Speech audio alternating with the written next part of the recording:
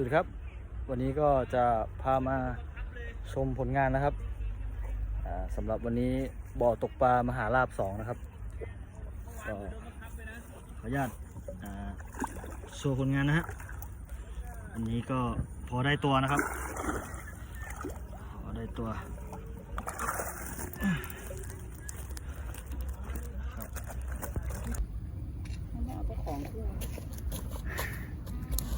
ตัวนี้นะครับนับหนึ่ง